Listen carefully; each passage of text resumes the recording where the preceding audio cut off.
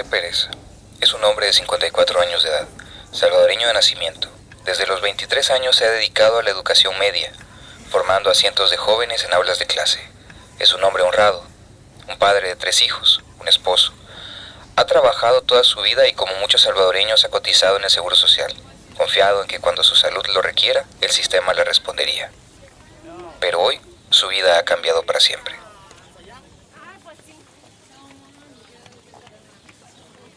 Después de meses de espera para poder ser atendido, las largas filas en los hospitales y de trámites interminables para obtener autorizaciones médicas, José finalmente recibió un diagnóstico, un golpe en seco, una enfermedad terminal sin cura. Los médicos han sido claros, no hay esperanza de recuperación, solo queda esperar. Desde hace un tiempo ha sentido cómo su cuerpo se debilita cada día. Cada latido, cada respiro se ha convertido en una lucha, pero hay una realidad que pesa aún más que su propio dolor, la carga que deja a su familia. No tiene recursos para costear cuidados paliativos adecuados y el sistema de salud no siempre puede ofrecerle el apoyo necesario. Su esposa y sus hijos enfrentan la difícil noticia de saber que José ya no estará y al mismo tiempo la angustia de verle sufrir. En El Salvador, acceder a la atención médica no es sencillo. Las clínicas del Seguro Social están abarrotadas, los hospitales públicos tienen listas de espera de meses y muchas familias deben decidir entre esperar a una cita o pagar la atención privada. Y aunque se han implementado programas de atención paliativa domiciliar, aún son insuficientes para la cantidad de personas que los necesitan. La falta de recursos y la saturación del sistema impiden que pacientes como José reciban un cuidado digno en sus últimos días.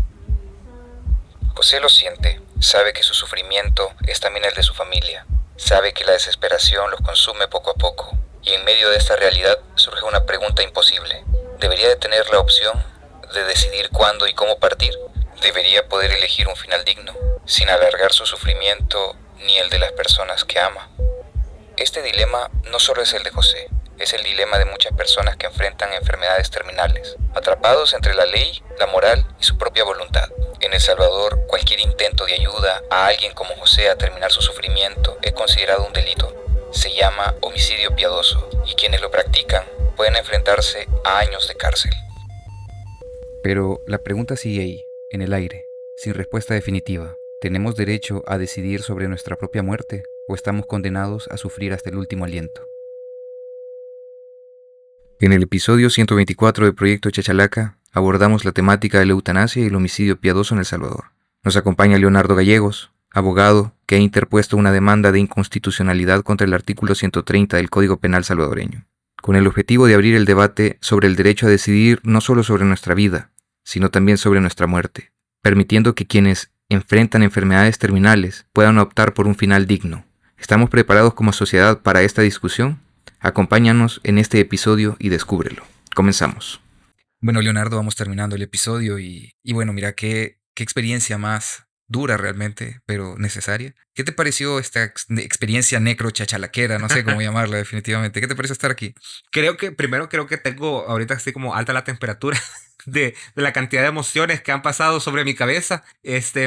Creo yo que hablar tan abiertamente respecto de un tema como este, de la muerte, cuando la muerte es entendida como algo tan oscuro, tan negro, tan malvado, maquiavélico y todos los adjetivos negativos existentes, pero hablarlo de una manera caída en la realidad y que todos somos titulares de eso, creo yo que ha sido bastante reflexivo y bastante, qué sé yo, que me apertura la reflexión, creo yo. Ok, bueno. Vamos a comenzar este episodio y quizás como recordatorio, o bueno, no sé si recordatorio, sino tal vez como consejo. Date el tiempo de reflexionar sobre estos temas, no son fáciles, pero son muy necesarios. Así que comenzamos. Comencemos. Bienvenidos al episodio 124 de Proyecto Chachalaca. Nos acompaña Leonardo Gallegos. ¿Qué tal? ¿Cómo estás? Muy bien, Amaro. ¿Y tú qué tal? Todo bien por aquí, mira. Un poco acalorados. Ya comienza el verano a azotar con todo. Totalmente. Ahorita ya se siente que el viento que poco que hubo en enero va desapareciendo totalmente. Es correcto. Bueno, mira, Leonardo, fíjate que nosotros tenemos una costumbre de hacer una pregunta disruptiva en cada episodio. Una pregunta que no conoces. Sí. Conoces completamente. Ok. Y el objetivo es ponerte en jaque para ver tu opinión y respuesta, ¿verdad? Ok. Entonces, estamos en febrero. Dentro del tema de la eutanasia y el homicidio piadoso, ¿qué significa el amor? Y por suerte no soy yo quien lo tiene que responder, pero ¿qué me puedes decir, Leonardo? Creo que iniciar que me pone en jaque bastante. Ahora bien, creo yo que cuando hablamos de algo relacionado con la eutanasia y con el homicidio piadoso, más que nada en el contexto en el que se envuelve, que implica muerte, que es algo relacionado con algo oscuro, sombrío, etcétera, ¿verdad? Aquí entra bastante, podría llegar como a colisionar el amor como valor en general y como emoción en varias vertientes. ¿Qué tanto puedo yo amar a alguien como para querer que siga en sufrimiento y que se abstenga de morir? ¿O qué tanto me puedo querer yo como para decir hasta aquí voy a llegar con mi sufrimiento, porque yo ya no lo quiero? Es la máxima manifestación también de amor propio, creo yo. Creería que esa sería como una especie de relación que podría encontrarse con esos casi antónimos al respecto. Qué pesado, al final del día es un tema duro, Sí. definitivamente. Bueno, Leonardo, siempre hacemos esta pregunta también, queremos conocer un poco de ti, queremos saber quién es Leonardo Gallegos. Esta pregunta la he evaluado bastante en varias ocasiones y es bien difícil de responder, creo yo. Más por el contexto en el que uno tiene que responder, la verdad. Ahora bien, si yo tuviese que definirme y decir, o sea, quién soy yo en general, pues lo primero que respondería pues es que soy una persona bastante firme, muy amorosa, pero que la misma experiencia vital me ha ido encaminando respecto de quién soy, y bastante determinado. Creería yo pues que me caracterizo bastante por ser por tratar de luchar por causas justas, y pues por poner en práctica justamente lo que creo. Creería yo que por ahí iría más o menos mi conceptualización. Ok, y hay en tu trayectoria a lo largo de tu vida un momento en el que vos digas esto es un antes y un después, algún suceso que te haya marcado, ya sea en tu vida personal o en el trabajo.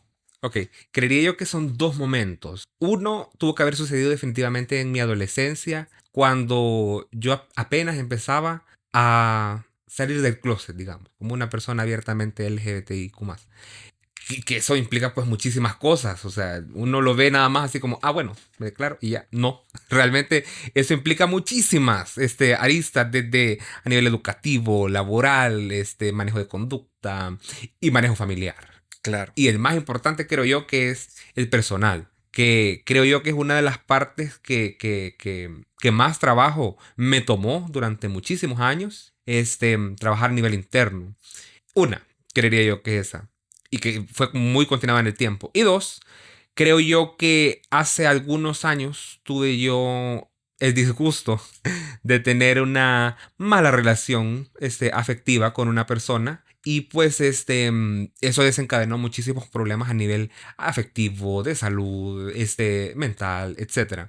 Entonces, eso me implicó que tuve que trabajar durante bastantes años en mi persona, pero creo yo que aquí va a estar quizás como la cereza del pastel y que fue justo en esa época en la que yo me planteé, bueno, si yo estoy tan cansado de este sufrimiento que estoy viviendo, ¿por qué yo no le podría o debería de ponerle fin y de manera pacífica y no dolorosa? Creería yo que esos son como los dos episodios prolongados en el tiempo que han implicado, pues, y que más me han marcado a nivel emocional y personal. Ok, ok. Mira, que siempre el tema del amor es un tema recurrente, fíjate, es complicadísimo. Sí. Bueno, y entrando un poco en el tema, tu demanda de inconstitucionalidad ha puesto sobre la mesa una situación compleja en El Salvador. ¿Cuál es tu relación con el tema? Creería que retomaría lo que te mencionaba. Llegó un momento en el que, entre tantas cosas que venía pasando, yo mismo me planteé, bueno, la verdad es que yo debería de tener esa posibilidad o esa opción de poderle poner fin a esto que yo estoy sintiendo. Ahora bien, cuando yo empezaba a hacer indagatorias respecto de las alternativas, entre comillas, me encontré con todos los bloqueos a nivel legal e institucional existentes y también a nivel social, médicos, etcétera. Entonces, tengo mucha relación, digamos, con el tema respecto del homicidio piadoso encaminado en cuanto a qué se siente querer terminar una vida en general, digamos. Eso, creería yo. Pero te refieres a terminar una vida, la vida propia sería entonces en este caso. Sí, en su debido momento sí. Ok, es un tema complejo definitivamente. Pero ya digamos que en el tema de lo legal, ¿cómo fueron tus inicios? ¿Cómo fue que procediste a construir esto? ¿Qué te motivó? ¿Qué te llevó a, digamos que empezar a identificar la necesidad de una demanda inconstitucional?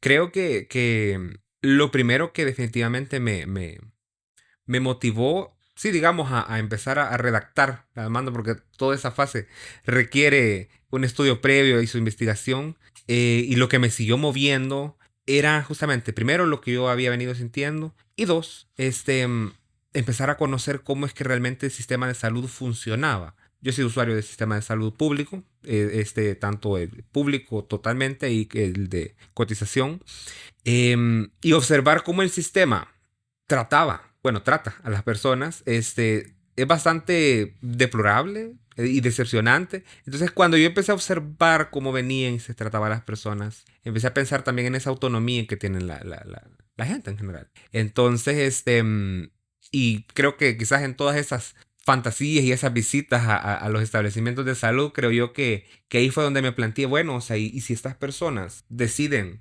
dejar o decidimos dejar de solicitar todo este tratamiento, etcétera, lo que sea, ¿qué va a pasar? Entonces, ahí está ese obstáculo a nivel legal. El obstáculo no es la cuestión de que esté obstaculizado para uno, sino que está obstaculizado para que el mismo sistema no pueda hacerlo. No sé si me Sí, explico. creo que sí. Entonces tú yendo, digamos que a estos lugares y ver a las personas, digamos que con enfermedades terminales, encuentras en ellos o encuentras en esta circunstancia este impedimento en el que ellos pudieran tomar la decisión aunque quisieran hacerlo y no se les permite como un limitante a la libertad del derecho de la libertad propia, ¿no? De la autonomía. Sí, Es, entre la autonomía y la libertad, y pues ahí es donde entra el concepto de muerte digna, totalmente. ok, bueno, para comenzar a desglosar este tema desde un punto de vista legal, ¿cómo se define el homicidio piadoso en el Código Penal salvadoreño? Sí, quizás lo primero que habría que considerar es que el homicidio piadoso es parte de los llamados delitos contra la vida. Es lo primero que hay que considerar. Y en ese sentido se encuentra dentro de la tipología de todos los homicidios. Está el homicidio culposo, doloso, agravado. Hay otras tipologías como el feminicidio. Y entre ellos se encuentra el homicidio piadoso. En su definición más llana, es quitarle la vida a otro. ¿Cuándo se quita la vida? ¿Cuándo termina la vida? Cuando existe el último signo vital de la persona. Ahora bien, el homicidio piadoso se caracteriza por tener otros requisitos para que se configure como piadoso y no como homicidio simple, en general, o en su defecto agravado, como podría interpretarse en los casos que podrían suceder justamente en este contexto, más que nada. El homicidio piadoso requiere primero que la persona, es decir, quien va a ser asesinada en todo caso, suena feo, pero así lo es, tiene que tener sufrimientos graves, graves padecimientos, y que dice que además debe tener un fin, es decir, una finalidad de acelerar una muerte inminente. Esto es, todos son, o sea, concurrentes, o sea, tienen que unirse a todos esos. Y además debe de existir una especie de finalidad en la persona de piedad. Es decir, vaya, mire, yo me apiado respecto de la situación en la que usted está. Esto es amplísimo, pueden sobreentenderse de muchas maneras. Ahora bien, para que este se configure también, el Código Penal regula pues que deben existir tres requisitos básicos. Que la víctima se encontrara en un estado de desesperación por sufrimientos observables, dice. O sea, no solamente de sufrimientos, sino que son sufrimientos observables, que fueren conocidos públicamente y que la opinión de los médicos que la asistan así lo hubiera manifestado. Es decir, que lo primero, aparte de todo lo que ya mencionamos de los graves padecimientos, que se motive por piedad, Que te debe de mires existir, mal por eso exactamente, y, debe ser ajá, perceptible a los sí, demás. y que haya algún doctor o algún especialista que diga, sí, está sufriendo. Exactamente, tiene que existir un diagnóstico previo. Ahora, el siguiente requisito es que la persona tuviese algún vínculo familiar, amistad íntima, y aquí viene una parte curiosa en este mes, amor con el enfermo. Esto es amplio, pues. Bueno, los vínculos familiares se definen por la misma ley, se dan por consanguinidad o por afinidad. La afinidad es, por ejemplo, la familia que los suegros, los yernos, etcétera. Y por consanguinidad, lo que nosotros entendemos, hijos, hermanos, etcétera. Claro. Ahora bien, amistad íntima, ¿hasta dónde llega una amistad íntima? Eso es muy abstracto. Sí, no queda claro, no está como, tantas salidas a la semana o, Ajá. o tantas cervezas compartidas a lo Cabal. largo de la vida, claro. Exactamente. O si te voy a compartir la cajetilla de cigarros, qué sé yo. Uy, íntimos. Totalmente. Ahora, Ok. la parte más compleja de todas estas es amor con el enfermo.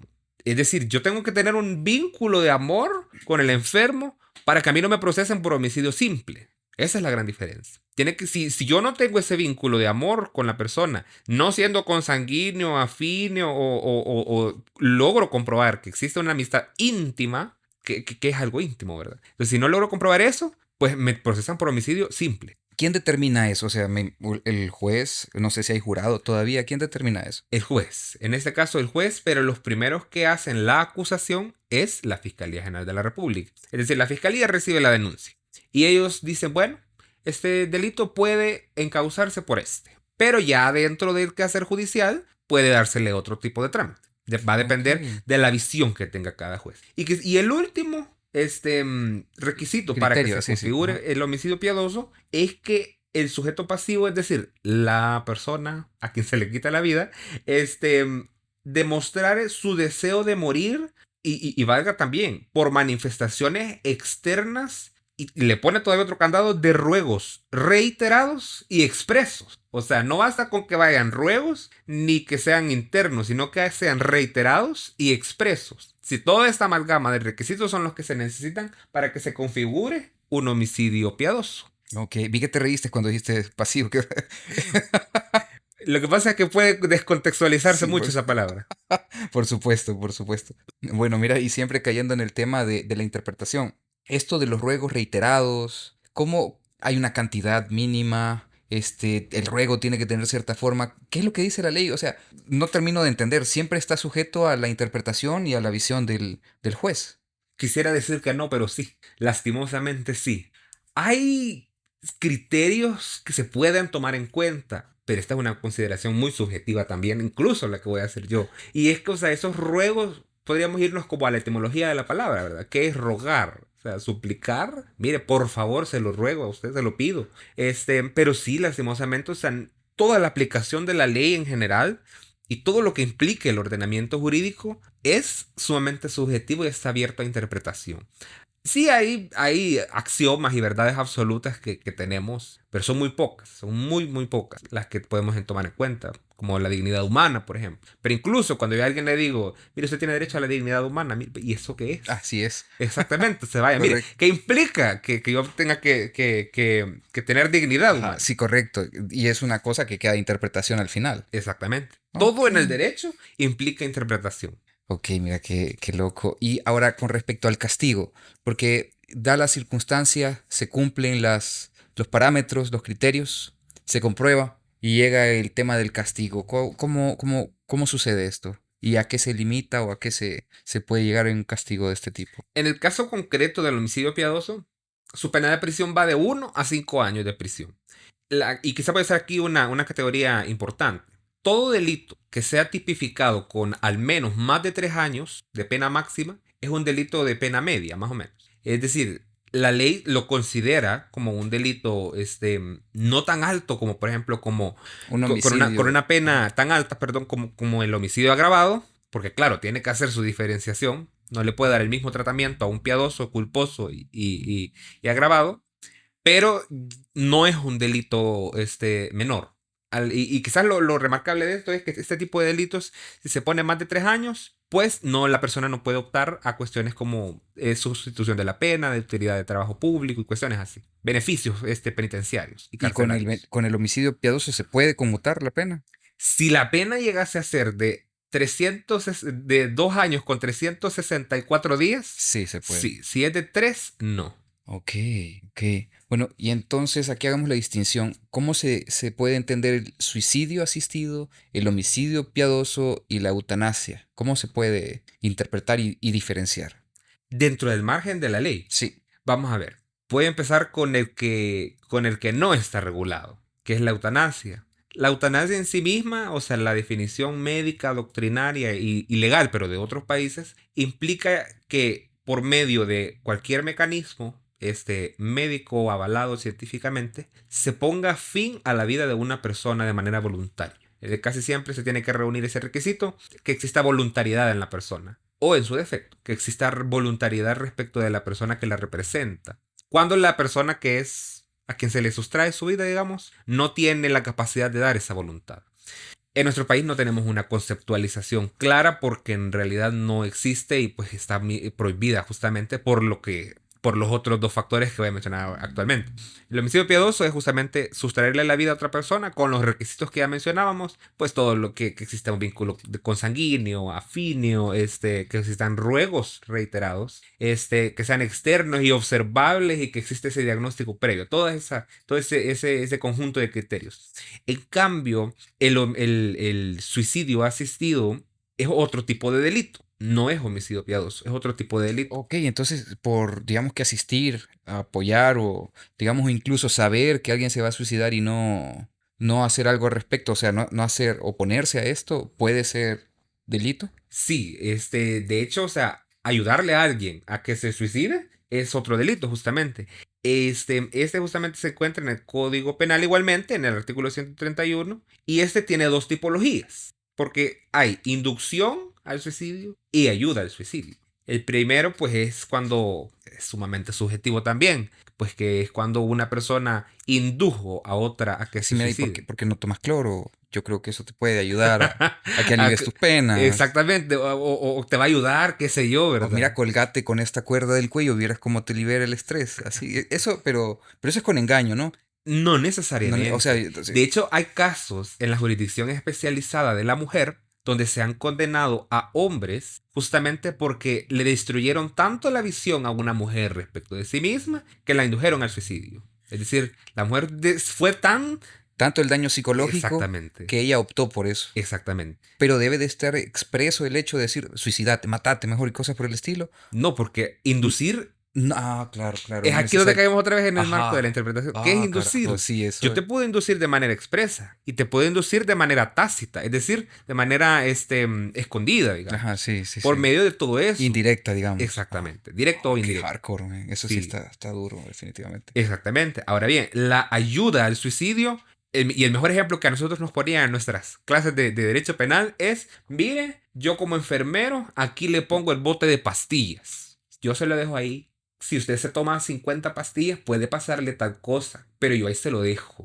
Esa es suicidio asistido, por ejemplo. Pero tengo una consulta. Digamos que esa es una conversación que existe entre la persona que desea fenecer y el, digamos que enfermero, ¿verdad? Entonces nunca va a haber acceso a esa conversación entre el paciente que quiere suicidarse y el enfermero que dice, bueno, mira, aquí te voy a dejar las pastillas, esto no se debe de hacer, si se toman muchas puede suceder esto, bueno, yo me voy por tantos minutos. Hablando Chao. al aire. Ajá, sí, así hablando al aire. Entonces eso nunca nadie lo va a saber.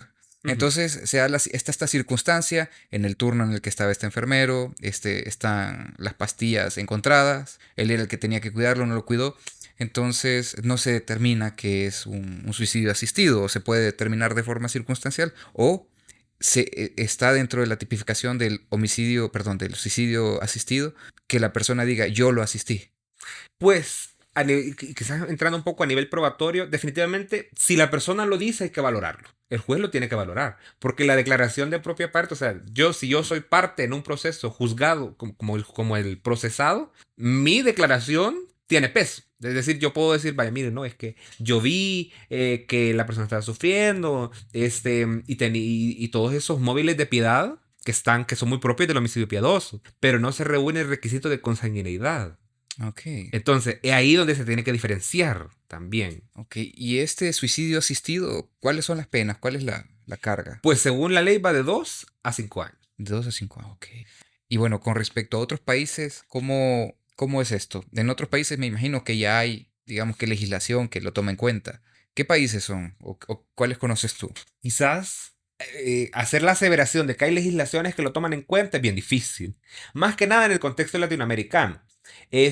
Porque a nivel europeo sí hay muchísima más regulación, más que nada los países del norte de Europa. llamémosle Holanda, Finlandia, todos esos países que le llamamos nórdicos. En esos países pues hay incluso muerte, digamos, propia de la persona, por medio de la eutanasia propiamente dicha, ¿verdad? Muchas veces solicitada por la persona directamente. Pero al menos, ya aterrizando aquí a nivel latinoamericano, el mejor referente que tenemos es Colombia. Y allá es muy curioso porque aquí ellos tenían el mismo delito con ciertas variaciones. Tenían el mismo delito y en 1997 fue la Corte Constitucional de Colombia quien dijo, ¿sabe qué? No, aquí existe el derecho a morir dignamente.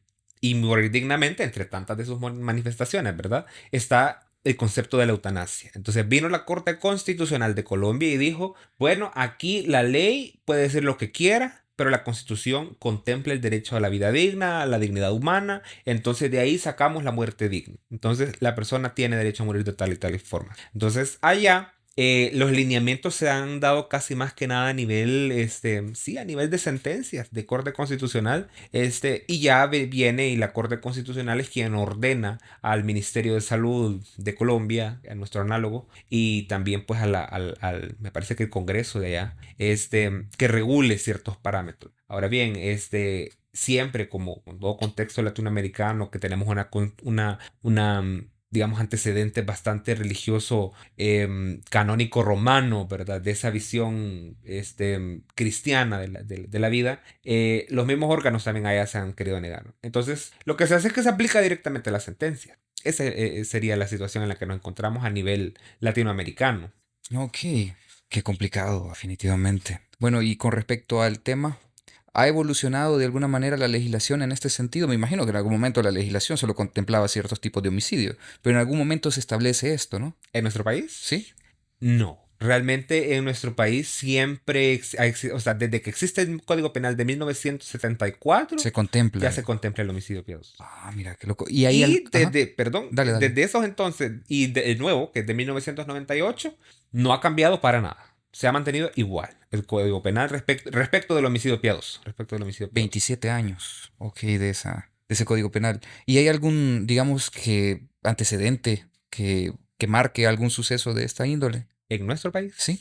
No. Hasta este día, no todavía. De hecho, o sea, yo hice una investigación previa cuando hice toda la demanda, e investigué en todos los tribunales penales, o sea, de nuestro país, tanto a nivel especializado, llámese los tribunales de protección contra la violencia contra la mujer, que conocen los delitos contra la mujer por cuestiones de género, una y dos, en todos los tribunales de sentencia de nuestro país, que es quienes ponen las penas. Entonces no hay todavía hasta este día algún antecedente de una persona que haya sido condenada. Ahora bien, respecto de personas que lo hayan solicitado, lastimosamente existe hermetismo a nivel institucional y no quisieron brindar información al respecto de si existían solicitudes. No si se había aplicado, sino respecto a si existían solicitudes. Entonces, creo yo que puedo mal pensar que probablemente han de existir solicitudes a nivel institucional, pero que no las desean revelar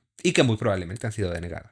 Bueno, qué complicado. ¿Y cómo hiciste esta investigación? ¿Hiciste solicitud de acceso a la información y Sí, todo justamente. Hice solicitudes de acceso a la información pública a la Fiscalía General para ver si ellos habían iniciado algún proceso, ¿verdad? Porque ellos son quienes tienen que acusar. Y también en la en la Unidad de Acceso a la Información Pública de la Corte Suprema de Justicia, que es la que conoce todos los tribunales penales. Entonces ellos tienen recopiladas todas las sentencias a nivel penal de nuestro país y pues yo las pedí desde 1998 que existe el delito y no hay ningún registro al respecto. Ok. Bueno, hablemos un poco acerca de esta demanda que tú hiciste. ¿Sí? ¿Qué me puedes decir? ¿Cómo la describes? ¿Cómo se describe la demanda como tal? Disruptiva, definitivamente. Un zapatazo en la mesa. Sí, totalmente. Ok. Es un verdadero... Señores, hay que hablar de esto. O sea, pongamos esto en tela de discusión. Creo yo que es verdaderamente una entrada a discutir un tema que no se ha discutido y ni siquiera creo yo, al menos mi lectura a nivel social y político institucional de nuestro país es que no es ni siquiera que se le haya dado como un tratamiento, digamos, concreto y que se haya dicho, no, miren, nosotros eutanasia no, eutanasia sí, etcétera. Como por ejemplo si se da en otros temas polémicos como el aborto o el matrimonio de las personas del mismo sexo, que aquí ha habido pues reformas en contra, incluso en la Constitución, etcétera. Pero una discusión acalorada a nivel institucional, como las que han habido respecto a esos temas, no. Entonces, esa es la cuestión. Yo lo que quería justamente con esa demanda es poner a la sala, a nuestro máximo tribunal constitucional, a pensar. Porque, y ponerlos en palabras, sí, poner quizás contra la pared al máximo tribunal de nuestro país y decirle, mire, usted como máximo intérprete de la Constitución no tiene más alternativa que decirnos algo. Díganos algo. O sea, denos parámetros interpretativos. ¿Esto existe aquí en nuestro país? Considerando pues los otros antecedentes a nivel latinoamericano. ¿Podemos aplicarlo en nuestro país? O sea, todas esas cuestiones.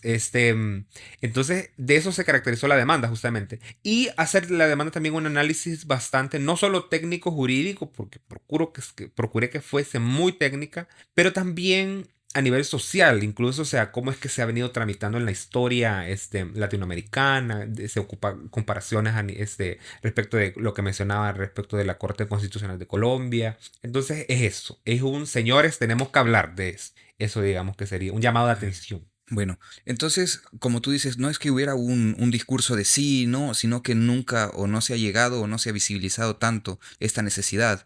Yo creo que ahí está el problema, Ok. en que nunca se ha discutido. O sea, si fuese un poco más fácil tomar partido o cartas en el asunto si nosotros tuviésemos una discusión a nivel social Abierta. más abierta. Pero como Entiendo. ni siquiera se ha abierto la puerta, no tenemos, o sea, qué discutir. Es como, mire, pero es que ¿qué voy a discutir si eso no se habla? Sí, definitivamente. Es complicadísimo. Y bueno, háblame sobre este instrumento, sobre esta demanda, porque yo entiendo que las demandas de inconstitucionalidad son de las demandas más complicadas que existen, de las más complejas también. ¿Cómo funciona? ¿Cómo vas? ¿Cualquiera puede hacerlo? ¿Qué se requiere para poder hacerlo? ¿Cuál es la probabilidad de tener éxito? ¿De qué depende la probabilidad de tener éxito en esto? Esta última vez definitivamente va a ser la primera que voy a responder porque es la más fácil. Depende que tenga éxito una demanda constitucional de tres aspectos, quizás podría resumirlos. Uno, el contexto histórico, social, político e institucional que existe en un país. Llámese las corrientes del pensamiento que puedan tener los partidos mayoritarios. Una. Dos, digamos, las recomendaciones a nivel internacional que existan por organismos internacionales, ya sea recomendaciones o presión a nivel internacional.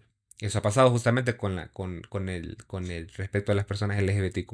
Y tres, que existan reclamos concretos. Es decir, ¿hay alguien en concreto que lo esté pidiendo?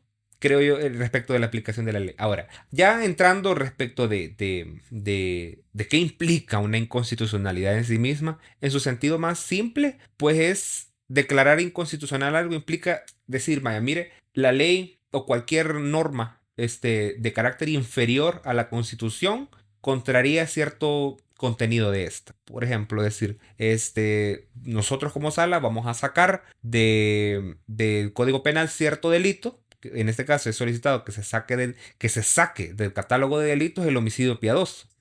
Es decir, lo que hace una declaratoria de inconstitucionalidad es sacar del ordenamiento jurídico, expulsar, es la palabra que nosotros ocupamos, expulsar del ordenamiento jurídico un artículo, digamos, o una parte de un artículo que es inconstitucional por ser, sí, valga la cacofonía, por contrariar la Constitución. Ahora, ¿quién puede interponer eso? Cualquier ciudadano, es decir, cualquier persona mayor de 18 años que esté en su goce de derechos políticos. Es decir, que no haya sido condenada por un delito doloso. Y quizás la complejidad que implica una inconstitucionalidad, a diferencia de otro tipo de demandas, es que son temas que que en esencia no implican que yo tenga que tener una titularidad respecto de lo que esté pidiendo. Es decir, no necesito yo ser el afectado para pedirlo. Es decir, yo puedo pedir una inconstitucionalidad por cualquier causa social, por cualquier cuestión que yo observe que esté mal en la ley. Eso es uno de los mecanismos de control ciudadano, así se le llama. Pues son mecanismos derivados de una noción que se llama democracia participativa directa de la población. Es decir, mire, o sea, si yo veo problemas en la ley, yo como ciudadano libre puedo impugnarla. Y decir, vaya, mire, la Asamblea hizo mal esto, el presidente de la República hizo mal esto, la Corte Suprema hizo mal esto. Usted, sala, determine si esto es o no contrario a la Constitución, que es nuestra máxima, pues, ley, Sí, digamos, cuerpo normativo en nuestro país. nada puede ir encima de la Constitución. Digamos que no. Hay ciertas corrientes internacionales que dicen que no, y como Claro. como todo el derecho, es muy subjetivo. Entonces, como los famosos axiomas que veníamos mencionando. Claro, que aún así viene gente y dice cualquier cosa y le Exactamente. baila encima. Ok, muy bien. Entonces vamos a ver. Entonces todavía no llega a ser un debate público. Nos encontramos en una etapa en la que prácticamente a nadie le ha importado, digamos, que discutirlo en la Corte Suprema ¿Corte Constitucional sería? Quizás ahí por ahí una pequeñita aclaración. Ajá. Lo que pasa es que la Sala de lo Constitucional se llama Sala de lo Constitucional. Ajá. La Sala de lo Constitucional está adentro de la Corte Suprema de Justicia. Ok. Entonces, es como una especie amorfa de Tribunal Constitucional, porque en otros países tenemos, por ejemplo, la Corte Suprema de Justicia y tenemos una Corte Constitucional, como pasa en Colombia. Igual en Guatemala, incluso tenemos una Corte Constitucional y tenemos la Corte Suprema de Justicia. Pero en nuestro país, la Sala de lo Constitucional está dentro de la Corte Suprema de Justicia. Pero en materia constitucional, la Sala de lo Constitucional es la máxima autoridad. Entonces es como una institución con dos cabezas. Prácticamente sí. Curiosamente, como una quimera, me parece. Podría Como una ser, quimera, sí, sí. más o menos. Cabeza y cola con... Exactamente. Correcto. Qué loco. Bueno, mira. Y aquí, sobre los argumentos que se utilizan para poder, digamos que, expulsar al homicidio piadoso del Código Penal, ¿qué estás utilizando? ¿Estás yéndote por el lado de la dignidad o qué es lo que planteas? Sí, por un lado, por parte del lado de la dignidad, pero también por otros derechos que se le conectan, digamos, a la muerte digna. Yo sí planteo que existe un derecho a morir dignamente. Es decir, yo le digo a la sala, mire, el homicidio piadoso vulnera la autodeterminación de la persona, la libertad y el derecho a la muerte digna. Eso en palabras sencillas. Ahora bien, la muerte digna, como no existe literalmente o expresamente en nuestra Constitución que diga la persona tiene derecho a morir dignamente, lo que hago es que hago un mecanismo interpretativo de decir, vaya, mire, la muerte digna se deriva de tal derecho, siendo la dignidad humana, otro derecho, siendo la vida misma, es decir, o sea, la vida como ciclo vital implica morir. También la muerte. Sí. Tal cual. Entonces, ese también. Y finalmente, la prohibición de tratos crueles o inhumanos. Aquí vamos ya hablando un poco respecto de los ruegos graves que implica el homicidio piadoso. Porque, yo argumentaba por ahí, o sea, ¿por qué poner a una persona a rogar? ¿Por qué tenemos que rebajarle su dignidad a tener que rogar la muerte? Si al final de cuentas, hablando del derecho a la vida, es parte del ciclo vital. Entonces, esos para construir la concepción de muerte digna, y el otro que fue bastante curioso, es una concepción del derecho a la felicidad, entendida en su esencia como, quizás como una forma de, si todos vamos a morir, hay que desarrollar el morir feliz. O sea, no venir y morir en las condiciones en las cuales socialmente y culturalmente hemos venido falleciendo Sí, como es sociedad. La Constitución dice sobre la vida digna, ¿verdad? Pero Sí. prácticamente al no tomarla en cuenta plantearía, o cualquiera la puede interpretar como muera como pueda. Cabal, tal cual. Sí, o sea, decir y dejar a la persona que muera sin su consentimiento, digamos, no solo sin su consentimiento, sino en la forma en la que la persona lo decida.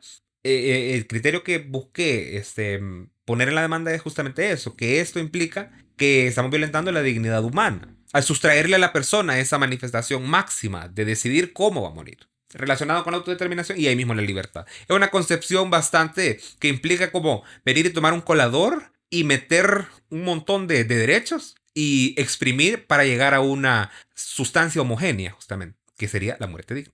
Derecho a morir dignamente. Ok. Bueno, ¿y hay postura ya por parte del Estado? Sí hay una relativamente, no en el contexto de la demanda, pero sí muy reciente, y es que hace algunos años, desde hace algunos años se estuvo haciendo un estudio de reformas a la Constitución de la República. Y el encargado de eso es, pues, la comisión ¿cómo es? La comisión de revisión especial, me parece, de reformas a la Constitución, que a la cabeza la lleva pues la vicepresidencia de la República. Entonces ellos hacían un estudio y decían, incluso, o sea, el vicepresidente decía en un discurso, yo no sé, decía, parafraseando, si vamos a tener que regular el derecho a la muerte digna o no, o sí, hay que discutirlo, decía él. Pero se quedaba hasta ahí. Ok. Entonces, hasta ahí se quedó. En palabras, en esa En exclusiva. palabras nada más. Exactamente. Todavía no hay, digamos que una propuesta o algo que... Exactamente. Ok. Bueno, vamos a tener que esperar entonces, ¿verdad? Y digamos que tú has tenido comunicación o contacto con personas en el sector médico. ¿Qué te dicen cuando les hablas de esto?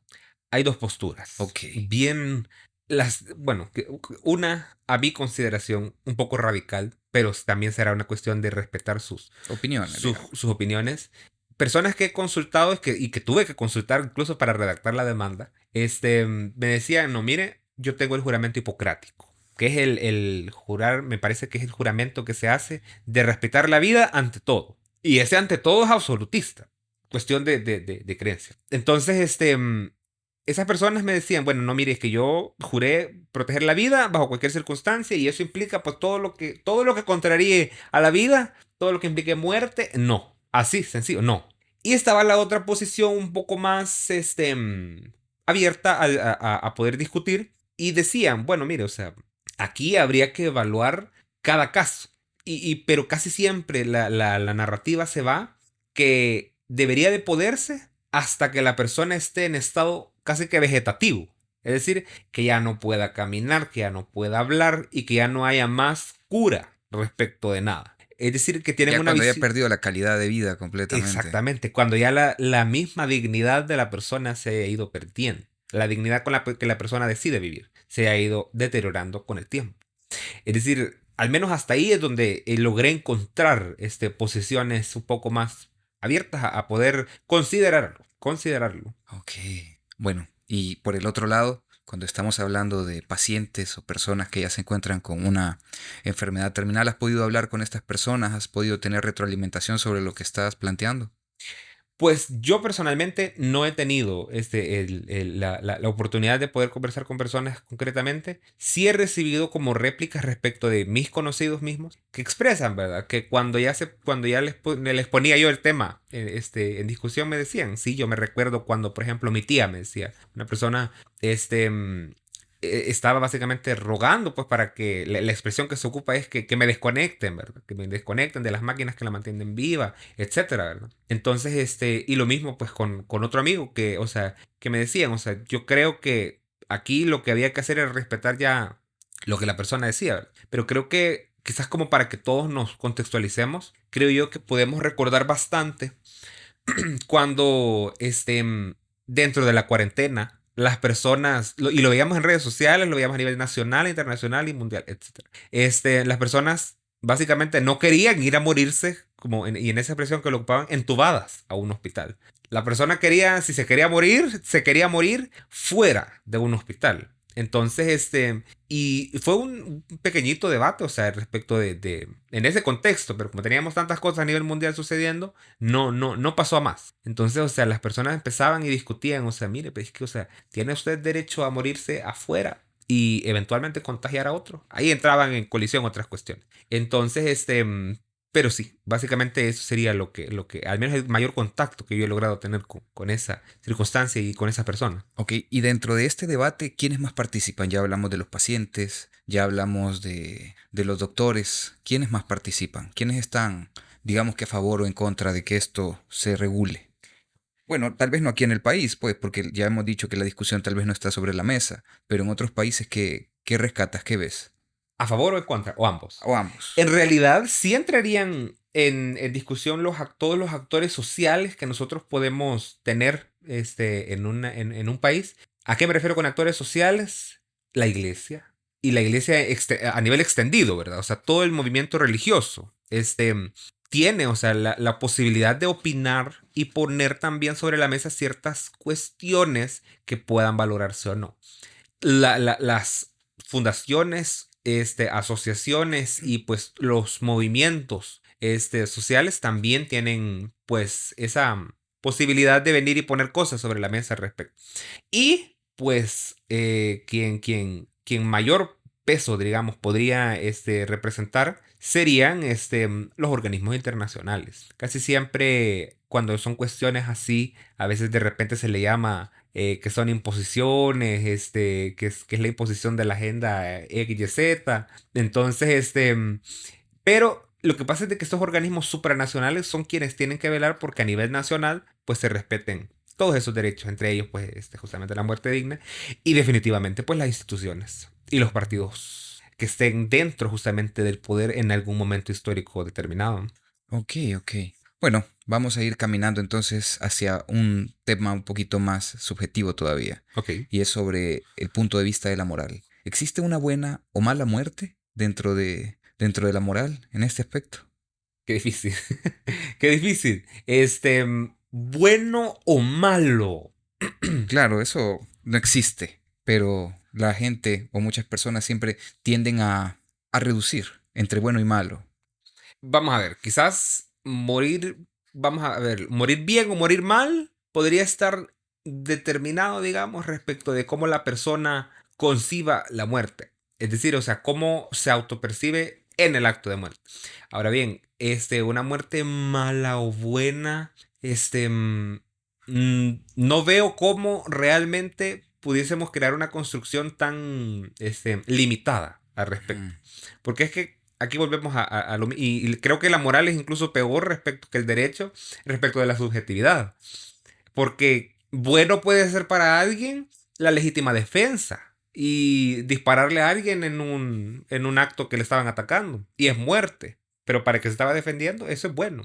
Entonces creo, pero si lo hablamos ya a términos de la persona, creo que una muerte buena sería una muerte decidida y no impuesta bajo ninguna circunstancia. Y una muerte mala sería ese antónimo al respecto, o sea, una muerte, sí, una muerte impuesta, y que haya sido, pues, por sustracción involuntaria de la persona, de la vida. Ok. ¿Y qué beneficios ves? Digamos que se aprueba una modificación a la ley y de pronto viene el siguiente paso, que tu propuesta de inconstitucionalidad deja un vacío. Y es qué sucede en esta circunstancia. Entonces llega la necesidad de establecer la eutanasia, como tal, los procesos y todo esto, y le ponemos la ley eutanasia, por ejemplo, o eutani para los amigos. Entonces empezamos con esta ley, la eutanasia. ¿Qué beneficios ves o qué puede añadir a la calidad de vida de las personas la eutanasia? Quizás empezando, yo espero que prospere, ¿verdad? Claramente, uno Claro. ingresa una demanda siempre esperando que prospere, bajo cualquier circunstancia. Ahora, ¿qué beneficios concretos le veo? Primero, empoderamos a la persona. Eso, empoderamos a la persona respecto de sus derechos y dejamos de tener esa posición institucional de decidir cada aspecto de la vida. Y de decir, bueno, mire, es que yo ya no voy a permitir que el Estado incluso decida sobre cómo me voy a morir. Me parece que es una cuestión de empoderamiento ciudadano. Y que no tiene nada que ver con cuestiones políticas ni nada, porque al final de cuentas el acto de morir es tan personal que no debería de tener ninguna injerencia. Entonces yo vería que sería un avance respecto de empoderamiento ciudadano, una, y dos, incluso dejaríamos de someter a las personas a tratos crueles e inhumanos, totalmente. Ok, sí, de aguantarse el dolor, ¿verdad? Exactamente. Fíjate que, no sé, yo lo he pensado varias veces y un ejercicio personal que yo tengo es, algunas noches me detengo a pensar que es mi última noche, que voy a morir. Y suelo preguntarme en eso, con quién estoy peleado, a quién extraño, a ¿A quién quién le voy a pedir amo, perdón? ajá, y todo eso. Entonces eso de alguna u otra manera me alivia, digamos que algunos problemas emocionales, por así decirlo, porque ya es como desatar un nudo y de pronto ya los días voy y busco a las personas, hablo y todo eso. Sí. Pero también surge la pregunta, ¿cómo me gustaría irme, no? Entonces, claro, de Hollywood, si crees, en un hospital, una camita bonita, toda Sí. tu familia, ay, todos entraron a despedirse y todo eso. Y no sé, fíjate, porque no es algo que todos queramos, ¿no? Que nos pegue una enfermedad y degradarnos hasta llegar en cama y ya no levantarse. Exactamente. De Y hecho, es, y perdón que te adelante. interrumpa, como todos tenemos esa concepción tan distinta de qué es morir, valga el comentario. Mi hermano, tengo un hermano de una edad bastante parecida a la mía y una vez, entre pláticas de hermanos, estábamos bromeando y decíamos que qué forma tan triste es morirse, por ejemplo, con una caída en la ducha. Y él me decía, yo quisiera morirme, me dice, y que dijeran, hey, este se mató tratando de salvar a alguien en un incendio. Imagínate, me salieran todos los titulares y no sé qué. Sí. Y quizás traerlo a colación porque todos eventualmente llegamos a tener una concepción tan distinta de qué podría ser morir. Para él eso era morir glorioso. Eso, por ejemplo, para él morir bien. Mira que luego sí, porque me recuerda a mi villano favorito, el macho. Sí. Cuando dice, murió de la forma más macha, se aventó Sí. de un avión y cabalgando un tiburón en un volcán. Pero pienso yo, por ejemplo, que tal vez sí me gustaría, no sé, oportunidad de negocio, suena feo, pero oportunidad de negocio, o sea, un lugar en la playa rodeado de las personas a las que amo, ¿no? Sí. Y pues sí, inyección, pues no espero que me metan un cato o algo por el estilo para mandarme al otro lado, pero poder estar con ellos, poder despedirme, irme tranquilo, irme sin esa presión de dejar un gran hueco económico Totalmente. en mi familia, o incluso el luto, no tener ese luto post-mortem, o sea, sino que aliviar eso de me voy en paz, me voy tranquilo, me voy con mucho amor, me voy con mucho cariño. Porque creo que podría ser una opción bonita, fíjate, a diferencia de... Porque pues, o sea, la vida... No estamos diciendo aquí, corran y mátense, no, en lo más mínimo. Sino que, por desgracia, la vida es así, ¿no? No podemos elegir muchas veces. Bueno, en la gran mayoría de ocasiones no podemos elegir cómo vamos a partir. A veces es de golpe, Sí. sorpresivamente, y a veces es largo y extenuante. Y tener la oportunidad de despedirse dignamente, de poder irse con una sonrisa y no ver a los demás tragándose todo el sufrimiento que vos también estás llevando. Porque es un sufrimiento doble al final del día. Y no es algo que me gustaría que mi familia pasara, que yo, o sea, que por mí estén sufriendo más, que estén comprometiendo su calidad de vida. Exactamente. Entonces ahí sí encuentro yo bueno, no sé, es mi opinión personal definitivamente. Creo que ¿verdad? incluso, sí, no, totalmente, y creo que la comparto bastante. Creo que eso es algo que yo mencionaba en una entrevista que tenía, era que parte de morir bien, en este caso, el morir dignamente, es el morir feliz, es el morir, y es por eso es que planteaba el derecho a la felicidad de respecto. Es decir cómo voy a morirme, con quiénes me voy a morir, en qué circunstancias, dónde, y todas esas preguntas, el qué, cómo, cuándo, dónde y cómo, por qué, es creo yo las preguntas que hay que hacerse para poder decir, bueno, ¿será que yo realmente tengo derecho realmente a morirme como me lo impongan o como yo lo quiero? O sea, ¿cómo? ¿Con quién?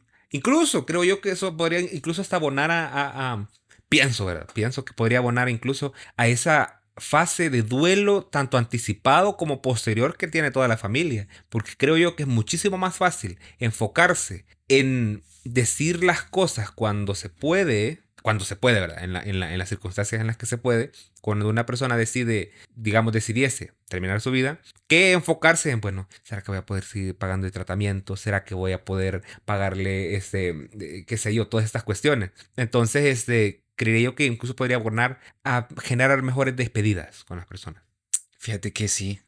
Y te voy a contar algo, porque esta conversación me recuerda lo que te voy a contar. Sí. Yo conocí a una persona canadiense a quien le tengo un profundo amor, un profundo aprecio, y ella estuvo casada con una persona por varios años. Esta persona, y es muy curioso porque el caso es la primera persona que logró proceder con la eutanasia en Canadá. Entonces ella me dijo, mira, pues fue en su español, que no era tan bueno, pero me lo comentó de una forma muy sentida, el hecho de que él tuvo una enfermedad que pues no tenía cura y que lo iba a degradar al punto, o sea, físicamente al punto de ya no poder levantarse de la cama. Y pues esto iba a afectar a todos, no solo a él. ¿Sabes? Entonces él no quería llegar tampoco a eso. Entonces me dice, lo llegaron a entrevistar, todo el mundo quería saber, había quienes en contra, había quienes a favor, pero una noche antes nos reunió a todos y tuvimos una gran fiesta y reíamos y tomábamos y jodíamos, me decía.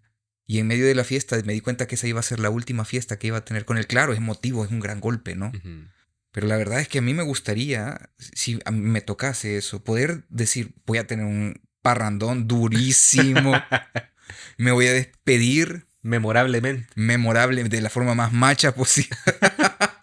como en la película. Pero sí me gustaría poder hacerlo, aparte de una forma digna, una forma en la que yo la sienta bien, que yo la sienta feliz. Sí. No irme cargando a todo el mundo con esa esa tristeza, no sé, a mí en lo personal me parece una opción, porque vuelvo a decirlo, no siempre podemos elegirlo y si se da el caso, pues la verdad es que me gustaría poder hacerlo de esa manera, ¿no? Sí, yo creo que quizás retomando algo que mencionaste, yo creo que aquí, y como varios derechos, no es una cuestión de decirle a la gente, vaya, mire, es que aquí todos nos vamos a ir a matar, todos vamos a ir a solicitar una eutanasia o algo así. No, es que es dejar la opción abierta para el que así lo desee. Eso es, valga la analogía quizás, vaya, ¿por qué es que se prohíbe que las personas sin una discapacidad de movilidad se parqueen en un parqueo, valga la cacofonía, de personas con discapacidad? La respuesta es porque en el momento en el que llegue esa persona lo va a necesitar. Y no porque ahí esté siempre una persona con discapacidad necesitándolo cada instante. El parqueo está vacío para cuando llegue. De eso se trata. De crear la oportunidad y la opción de que la persona que así lo desee y cuando lo necesite pueda hacerlo. No es que vamos a decirle al mundo en general, no, mire, o sea, no, si es que aquí, por esa misma autonomía que la demanda incluso pregona, que lo haga quien lo desee. Si sus principios no se lo permiten, si su misma forma de pensar y todo, pues que no lo haga. Pero que no le imponga tampoco a los A demás los esa demás. cuestión. Exactamente. Sí, porque mira, hay discursos complicadísimos. Yo conocí el caso de una persona a la que, pues, hasta tratamientos médicos, o sea, su religión le impedía tomar tratamientos médicos Ujú. y, mira, era una persona muy amable, muy dulce y pues por la misma, esa misma visión que Sí, tenía su familia, porque aquí mira qué triste eso, que tu propia familia se vaya en contra de vos, sí, porque de pronto necesitas un tratamiento médico, una transfusión sanguínea, y eso no está bien visto dentro de la religión. sí, Y entonces ahí es donde yo digo, ¿qué tenemos nosotros que ver en lo que las otras personas quieran hacer? En esos sentidos en los que no afectan a nadie más, si no son ellos, es su propia vida, sus propias necesidades, y vive uno recriminándolos, y vive uno, y en estos casos, ¿verdad? Vive uno pidiendo que luchen. Y sí. eso es algo que hablamos en el episodio de la psiconcología en El Salvador, y es que a veces egoístamente queremos extender la vida de nuestros seres queridos a costa de su sufrimiento. Sí, Queremos estirar a toda a costa toda y costa a todo y costo. sí, sí, incluso, y aquí hay que decirlo, a costa de la dignidad de su vida. Exactamente. Es sumamente pesado y la verdad es que hay mucho tema que se puede explorar sobre estas opiniones, sobre esta injerencia de las otras personas sobre otras personas. Pero bueno, tengo un par de preguntas más que me gustaría hacer y es Veamos. sobre este dilema que puede llegar, porque yo creo que es algo que a las personas o sea, les puede generar temor, ¿no? A mí de pronto, imagínate, tú me dijiste al principio, el tutor legal de una persona puede solicitar, digamos que en otros países, ¿no? La eutanasia. Sí, O entonces, yo, por ejemplo, estoy viejo, por así decirlo, y estoy mayor y empiezo a tener demencia senil y ya estoy, digamos que incapaz de poder tomar las decisiones por mí mismo. Otra persona podría tomar la decisión por mí. sí, eventualmente sí. Casi siempre en esos casos se trata de personas que ya perdieron al 100% sus facultades de raciocinio. Ok, ¿Y por qué digo al 100%? Porque incluso la misma ley contempla que hay periodos de raciocinio en algunas personas. Es decir, si una persona, su capacidad, digamos, de razonar todavía es el 50%, y dentro del ejercicio de ese 50%, todavía puede tomar una decisión de esas, con opinión médica favorable, claramente, pues podría tomarla directamente esa persona. De lo contrario, sí tendría que ser una persona que tenga esa, sí, ya sea representación legal, a veces se llaman tutores, representantes legales, dependiendo de cada caso, porque puede ser si es una persona mayor de edad, tiene que evaluarse si es el esposo o esposa, si son los padres, o en su defecto, aquí existe. Yo tengo entendido, incluso un abogado de bastante renombre una vez me lo mencionó, que ya existen una figura que se llama testamentos vitales. Los testamentos vitales son una especie, digamos, amorfa de declaración de voluntad que hace una persona en la que dice, mire, toda decisión respecto de mi cuerpo y de mi salud en circunstancias en las que yo no tenga capacidad de expresar mi voluntad la va a tomar X. Por ejemplo, yo confío mucho en mi hermano, por ejemplo. Entonces, si yo caigo, por ejemplo, hoy en la situación en la que yo ya no puedo expresar mi voluntad, por ley la toma mi madre o en su defecto a mi padre. Bueno, cualquiera de los dos. Pero ¿y qué pasa si yo pues confío más en otra persona? Puede ser mi abuela, mi hermano, un tío, una prima, qué sé yo, cuestiones así para este tipo de decisiones. Porque no se trata de que yo quiera más a alguien, no, se trata de en quién confío en este tipo de decisiones. Entonces, siguiendo la línea de los testamentos vitales, existen ya en el país respecto de qué es la decisión que va a tomar la persona. Y eso mismo aplica para las cuestiones de salud en las circunstancias de transfusiones sanguíneas y tratamientos médicos. Y todo con la finalidad de respetar la autonomía de la persona. Es decir, que en su autonomía y en su raciocinio haya expresado su voluntad. Entonces, ahí pues puede variar también quién es la persona que decidiría al respecto. Ok, ok. Bueno, sería siempre, ¿verdad? Eso se tiene que confirmar y configurar en una ley. Sí, tendría que regularse Sí, totalmente. tendría que regularse, sí. Bueno, vamos a ver entonces, quizás ya para ir cerrando, ¿verdad? Después de todo lo que hemos explorado en este episodio, me gustaría que nos pudieras compartir qué te gustaría decirle a la gente sobre la eutanasia y el derecho a morir con dignidad. Vamos a ver. Quizás empezar por una verdad que es innegable. Todos vamos a morir. Hay un filósofo que menciona que si todos vamos a morir, hay que saber el buen morir. Una. Y dos, que no hay que necesariamente en todas las circunstancias preocuparse por ese periodo posterior a la muerte, digamos. ¿Por qué? Porque al final de cuentas eso sería como preocuparnos por todos los años en los que no existimos antes de la muerte. Bajo esa idea, a lo que quiero llegar es de que muchas veces el mismo amor que tenemos por nuestros familiares y nuestros seres queridos en general, pueden llegar a querer justamente que determinamos cómo una persona va a morir en su caso. Entonces, pero creo yo que parte del amor también que nosotros le tenemos a una persona es respetarla. Es respetar esa autonomía en la cual la persona decida morir. Que no muera como los demás quieren. Y no solo como el Estado lo quiera, sino también como sus familias lo quieren. Que la persona muera entonces como ella lo decide.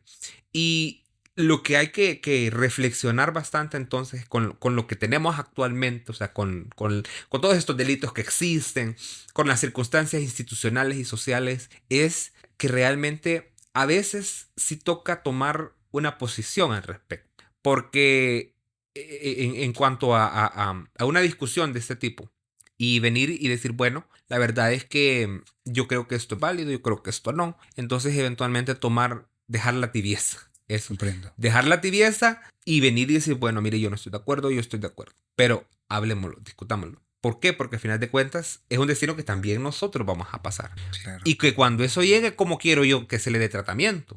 Porque, o sea, yo, digamos, de 27 años, puedo decir, no, o sea, yo me siento el hombre más poderoso de este mundo, fuerte e invencible, pero no sabemos, por la misma incertidumbre de la muerte, de cuándo va a llegar, pero de que sí llegará, cómo vamos a querer nosotros tener esa capacidad de decisión en ese momento. Es decir, cuando el momento llegue, si es que puedo decidir, ¿verdad?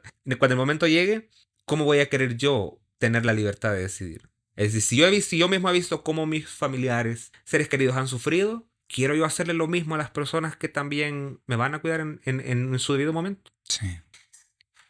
La verdad es que es un tema bien denso, fíjate. Sí, Un sumamente. tema denso, sí. Y te pone a pensar, fíjate, porque discutíamos en el episodio 9 y 11, me parece, sobre la cultura de la muerte, y es que al final estos temas te hacen darte cuenta de que no somos eternos. Exactamente. Algo muy curioso es que el sentirte vivo te hace creer que sos eterno y haces planes de aquí a 5 años, a 20 años, a 30 años, y lo cierto es que no sabes si vas a estar. Exactamente. Sí. Entonces, ponerte a pensar en ese último momento, la posibilidad de ese último momento, es bien cabrón. Sí. Es bien cabrón. Pero también es un tema importante y necesario de discutir. Sí. Porque que todos vamos a llegar, Sí. eventualmente. Y bueno, ¿crees que en algún momento esto vaya a pasar?